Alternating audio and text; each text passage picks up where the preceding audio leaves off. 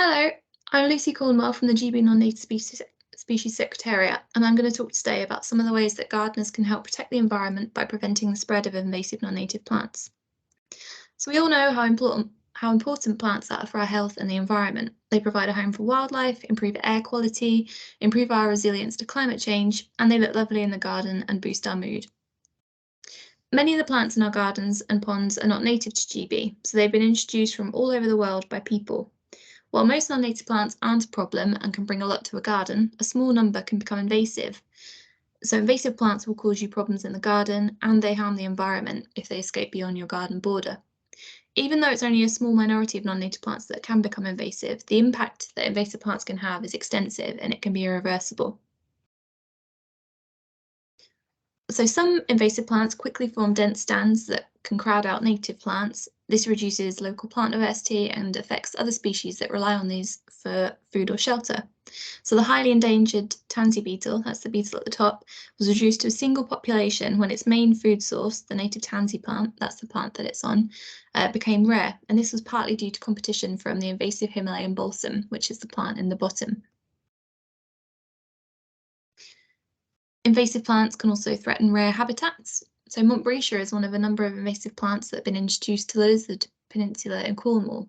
This is home to almost half of our native wildflower species, many of which are rare.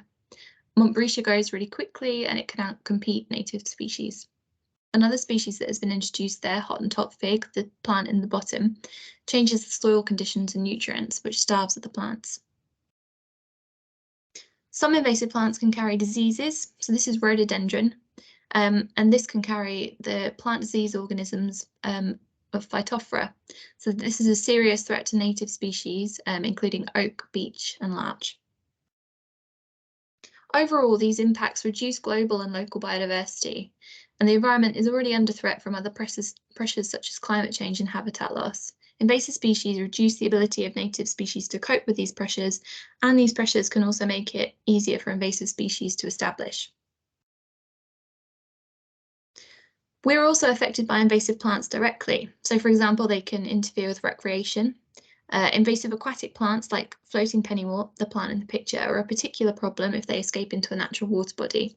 So floating pennywort clogs waterways and reduces oxygen availability in the water, and it interferes with recreation, so it makes it harder for us to take part in activities like fishing, sailing, or paddling. And finally, invasive plants can even harm our health. So this is giant hogweed, a really tall plant, and the sap of this species can cause blistering of the skin on exposure to sunlight, and the area can stay sensitive for years. So what can gardeners do to help? There are three things to remember. So first of all, know what you grow, stop the spread, and compost with care. So know what you grow. Choose the right plants for your garden, pond, aquarium, and water features. Research plants before you buy them to make sure they're suitable for your needs, easy to dispose of, and won't be invasive. Take care before giving or accepting cuttings, as you could accidentally pass on invasive plants, pests, or plant diseases. We've launched a new guide to plants that you can use in your garden in place of invasive species. It's a free booklet that you can download from our website with over 160 species. So it's based on one that was previously developed by the RHS and Plant Life, but had since gone out of date. The list of plants was updated by the Plant Alert team at Coventry University, and the booklets are funded by a group of 9 water companies through the Aquatic Biosecurity Partnership. I'll go through a few examples now, but check the booklet for ideas for non-invasive trees, pond plants, climbers, architectural species, ground cover, and more. So I'm going to look at some of the plants in the booklet that are good for wildlife. So first up, plants for pollinators. So this is night-scented stock. This is a highly scented plant with pretty pink and purple flowers. Then we have burnet, which has little fluffy pink and purple flowers. It's great for pollinators and it also provides shelter for wildlife. And then finally, yarrow, which is native to the UK and again is great for pollinators. It's got lovely feathery foliage and flower heads that are really pretty in an arrangement. So moving on to plants which provide shelter for wildlife. The first is purple angelica. This is a striking plant that grows up to 2 meters tall, and it produces dark red umbels of flowers on red stems in the late summer.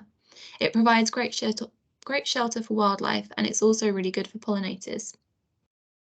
The next is wintersweet. So this is a shrub that grows up to 4 meters tall, and it's got really nice fragrant greeny yellow flowers on the bare twigs in winter. It provides shelter for wildlife and also food for birds. And then finally, rose new dawn. So this is a climbing rose with lovely glossy leaves and big pale pink flowers. So next up is plants that produce berries that can feed birds. So the first is Japanese quince. This is a spiny shrub that grows up to a meter tall. It's got glossy green leaves and scarlet flowers, which can be followed by yellowish fruit. It's really good for pollinators and for birds. The next is a sambuca species with deep purple foliage and really striking heads of scented pinkish purple flowers, which are followed by purple black berries. It's great for birds, and it also provides shelter for wildlife. And finally, Stauntonia vine. This is another climber with fragrant muted pink flowers that are followed by long purplish ornamental fruits up to 5 centimeters long. The booklet also contains suggestions for species to use in your pond. So invasive aquatic species could be particularly invasive if they get into the wild. So if your pond neighbours a natural water body, it's a good idea to only grow local native plants. So the first is curled pondweed. This is an oxygenating plant, and it's a UK native. It has small whitish flowers that carry just above the water, and it provides shelter for wildlife in the water. And then we have common water crowfoot. This is a pretty native aquatic plant which produces white flowers in the summer, and it likes shallow water with good nutrient levels. It's good for pollinators, and it provides shelter for wildlife too. Even a native species in the wrong place can be a problem, so whatever you grow, it's really important to prevent your plants from spreading into the wild. We've already looked at know what you grow, so we'll move on to the rest of the guidance. The second thing to remember is to stop the spread. Keep your plants in the garden, don't plant them or allow them to grow in the wild. Even native plants can cause a problem if they're planted in the wrong place. If you already have invasive plants in your garden, just remove your seed heads and pods regularly to stop them spreading on the wind. When you're thinking about where to put plants, position new plants away from the edge of your garden so they can't jump the fence and spread into the wild, and pull out any runners and seedlings that start to spread further. And finally, compost with care. Make sure nothing you remove from your garden or pond gets into the wild. You could be breaking the law if it does. Most plants can be composted to boost your soil or put in your garden waste bin, but remember to check first what your local council will accept. If you have something you can't compost, you can dry plants and burn them, but again check that your local council will allow this. And finally, you can help to prevent future invasions simply by reporting plants which are spreading in your garden and proving hard to control. You can submit your records to Plant Alert to help scientists identify which species are likely to become a problem in the wild in the future. If you think you've spotted an invasive plant in the wild, you can record your sightings online through iRecord. For more information on anything in this talk, visit the Bee Plant Wise pages of our website. And to find out what else you can do to prevent the spread of non-native plants and animals, you can go to our What Can I Do pages. Thank you.